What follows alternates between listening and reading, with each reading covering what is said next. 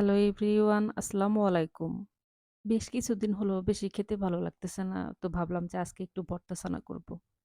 তো আজকে আমি ডিম পুড়ে ভর্তা করব আর আলু পুড়ে ভর্তা করব। আলু পুড়ে ভর্তা করার জন্য এখানে আমি ২ টা আলু নিয়েছি। আর ১ টা ডিম নিয়েছি। আমি যে ডিম পুড়ে নিতেছি এখানে কিন্তু কাঁচা ডিম পোড়া যাবে না। তাহলে কিন্তু চোখ মুখ একবারে নষ্ট হয়ে যাবে। ডিম ফেটে চোখে মুখে যাবে তখন দেখবেন যে আরো চোখ মুখ কানা হয়ে যাবে। ডিম আমি আগে সেদ্ধ করে নিয়েছি। নিয়ে এখন আমি আলু আর ডিম পুড়ে নেব। ডিম আর আলু আমার পুড়ে নেওয়া হয়ে গেছে। এখন আমি আলু ছিলে নিব আর ডিমের খোসা ছাড়িয়ে নেব। এই ডিম আলু পোড়া ভর্তা কিন্তু খুবই ভালো লাগে। আর গরম, গরম ভাতের সাথে খেতে বেশি ভালো লাগে।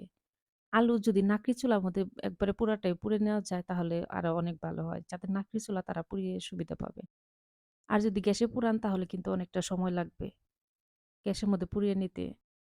যারা বেশি ভর্তা পছন্দ করেন তারা অবশ্যই কিন্তু এইভাবে ভর্তা তৈরি করে খাবেন।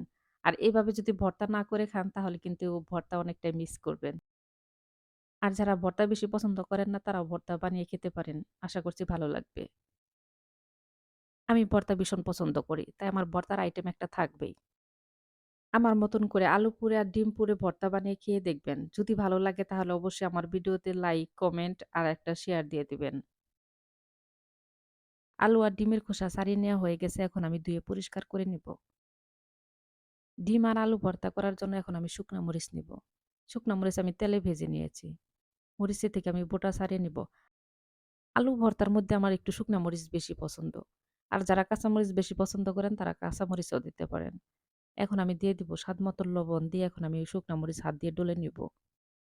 আমি আলু ভর্তা শুকনা মরিচ দিয়ে করতেছি তাই আমি ধনিয়া পাতা দিব না। কারণ শুকনা মরিচের মধ্যে ধনিয়া পাতা দিলে কিন্তু ভর্তা খেতে বেশি ভালো লাগে না। আবার কাঁচা মরিচ দিয়ে যদি ভর্তা করেন সেক্ষেত্রে ধনিয়া পাতা দিলে কিন্তু ভর্তার একটু টেস্ট বেশি হয়। শুকনা মরিচ, পেঁয়াজ ভালো করে ডলে নেওয়া হয়ে গেছে। এখন আমি দিয়ে দিব সরিষার তেল। সরিষার তেল দিয়ে মরিচ আবার আমি আরো ভালো করে মেখে নেব। নিয়ে এখন আমি ডিম আর আলু গলিয়ে নিব। খুবই সাধারণ একটা ভর্তা হলেও ওই যে পুড়ে ভর্তা করা হয়েছে, মানে পুরা ভর্তার সুন্দর একটা ফ্লেভার আসে। শুকনা মরিচ ভর্তা আমি একটু আলাদা সরিয়ে রাখবো। কারণ সবটুকু লাগবে কিনা যদি বেশি জাল হয়ে যায়, তার জন্য একটু সরিয়ে নিয়ে ভর্তা করে নিচ্ছি। যদি লাগে পরে আমি পুরাটাই দিয়ে দিব। আলু ভর্তা আগে মিহিন করে গলিয়ে নিয়েছি, তারপরে আমি ডিম আলু ভর্তার সাথে মেখে নিয়েছি। আমার ঝাল, ঝাল আলু ভর্তা করা হয়ে গেছে। আলু ভর্তার সাথে যারা ডাল বেশি পছন্দ করেন, তারা অবশ্যই কিন্তু এই ভর্তার সাথে ডাল করবেন। গরম, গরম আলু ভর্তা আর দোয়া ওঠা ভাতের সাথে যা ভালো লাগলো খেতে। মনে হয় যে অনেকদিন পরেই কয়টা ভর্তা দিয়ে ভাত খেলাম। আমি ডালও রান্না করেছি কিন্তু আমি মসুরের ডাল তেমন একটা খাই না। তার জন্য এখন আমি ভর্তা দিয়ে ভাত খাবো। কিন্তু এই ভর্তা দিয়েই খুব ভালো লাগলো। সবাই ভালো থাকবেন। আল্লাহ হাফেজ।